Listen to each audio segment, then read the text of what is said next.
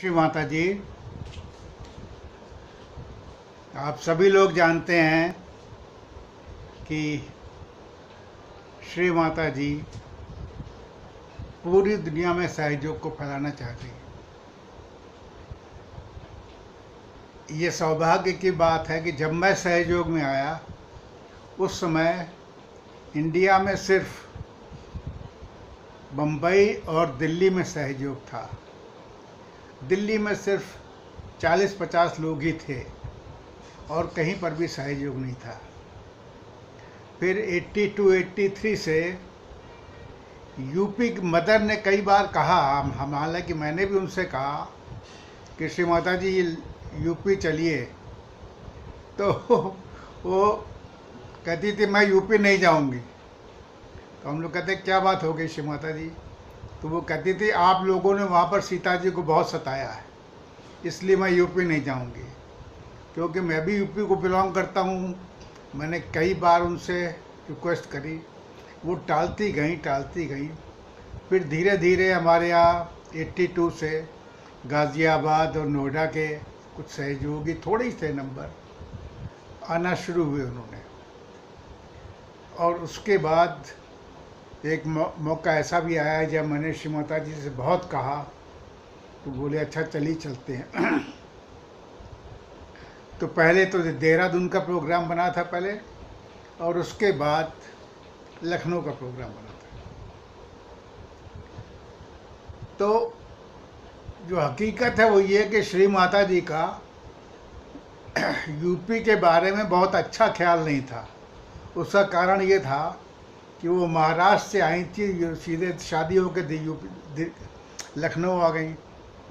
अब यूपी वालों की तो आप आते जानते हैं, शेर शायरी और शाम को खाना पीना मौज करना, गाली गलौज भी खूब चलती थी नौकरों वोकरों में सब कुछ। तो उनको ये चीज़ पसंद नहीं आई शुरू में। तो जब भी मैंने उनसे रिक्वेस्ट करी कि श्री माता जी यूपी चलिए तो वो टाल जाती थी।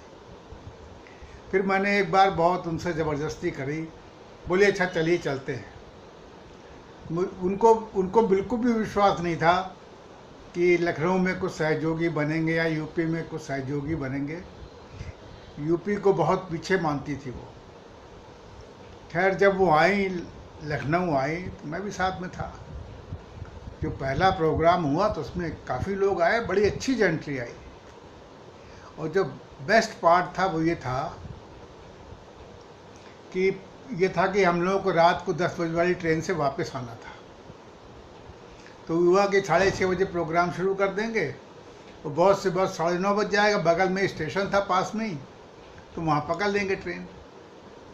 तो प्रोग्राम तो 9 बजे ख़त्म हो गया, लेकिन जब 9 बजे से हम लोगों ने निकलना शुरू किया स्टेशन के लिए, तो चारों तरफ भीड़ इतनी इकट्ठा हो गई कि मुझे भी घुसने में तकलीफ़ होने लगी। तो श्री माता जी ने मुझसे कहा क्या कर रहे हैं डॉक्टर साहब आप, जल्दी चलिए नहीं ट्रेन मिस हो जाएगी। हमने कहा श्री माता जी कोई हट ही नहीं रहा आगे गाड़ी से।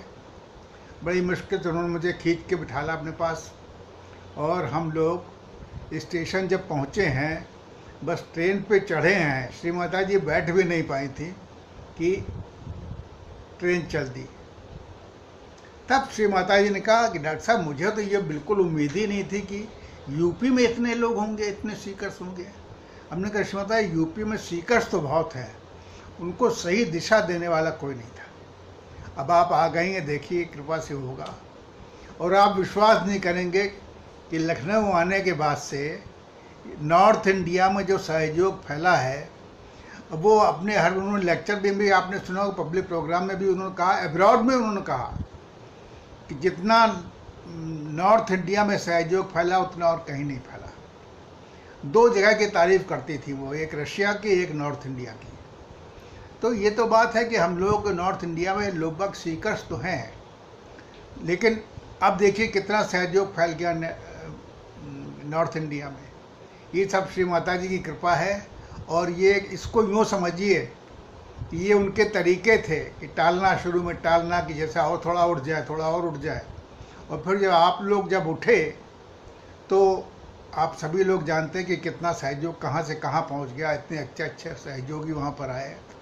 और श्री माता जी हमेशा पूछती थी खुद भी कई बार गई, आपको मालूम है 2-3 बार गई, और उसके पहले उन्होंने वहाँ रही, वो सब कुछ जानती थी वहाँ के हिसाब किताब।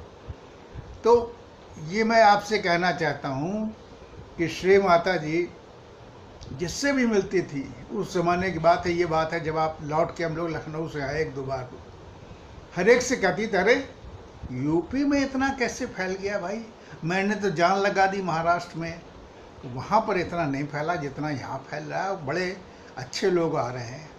तो ये सब आप लोगों की सीकिंग है जो श्री माता जी को खींच लाई है। हकीकत ये है, आप लोग चाहते थे, आपकी इच्छा शक्ति इतनी थी, वो श्री माता जी को लखनऊ खींच लाई, और उसी से लखनऊ के जाने, लखनऊ कानपुर के, मैं तो कानपुर को बिलोंग करता हूँ, आप लोग जानते हैं, वो चारों तरफ फैलते फैलते पूरे यूपी में सहयोग फैल गया है। और ये बहुत ही खुशी की बात है कि हर जगह अपने अपने सेंटर्स बन गए हैं। श्री माता जी के तो किस्से ऐसे हैं जो अगर आप कहें मुझसे तो मैं आपको क्या बतलाऊं कि एक बार वो लखनऊ आ रही थी शायद,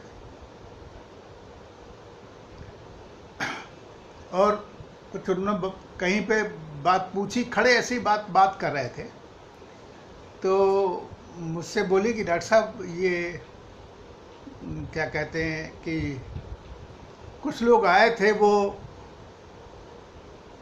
उनकी सुषुम्ना नहीं चल रही थी, एयरपोर्ट की बात है। तो मैंने कहा श्री माता जी सुषुम्ना कैसे चढ़ती है? तो एयरपोर्ट पे खड़े खड़े उन्होंने मेरा हाथ पकड़ा और बीच हथेली दबा दी। जैसे उन्होंने हथेली दबाई, एकदम से मेरे को ऐसा लगा जैसे बीपी इंस्ट्रूमेंट का पारा चढ़ता ना, ऐसे ही पीछे ठंडी ठंडी बिल्कुल एक पूरी सी धारा बहने लगी। अरे हमने कहा श्री माता ये तो ये हो रहा है, बहुत ठंडा ठंडा हो रहा है। बोलो यही होता है, यही सुनना है। तो वो चलते फिरते ऐसी करती थी, कभी भी उन्होंने सीरियसली सहयोग को नहीं बताया। मैं तो इतना साथ रहा हूँ, सौभाग्यवश कितनी बार कोशिश करी, एक बार उन्होंने जरूर मुझे बुलाया, तब मैं समझ नहीं पाया। वो कुछ लिख रही थी, अपना सहयोग के बारे में लिख रही थी। तो मुझसे बोली कि डॉक्टर साहब यहाँ आइए, देखिए ये मूलाधार है, यहाँ पर गणेश जी का स्थान है, फिर ये स्वादिष्ठान है, ये ब्रह्मा जी का स्थान है, उसके बाद ये नाभि चक्र है, फिर ये हृदय चक्र है, हृदय में शिव जी का स्थान है। तो जैसे उन्होंने कहा हृदय में शिव जी का स्थान है, तो मैंने कहा श्री माता जी शिव जी तो भगवान है। तो बोले शिव जी भगवान नहीं है। तब मैं चौंक गया, मैंने कहा शिव जी भगवान नहीं है, क्योंकि तब तक तो हम लोग शिव जी को भगवान मानते थे। उन्होंने कहा शिव जी भगवान नहीं, भगवान सदा शिव है। तो मैंने कहा श्री माता जी मैं समझा नहीं।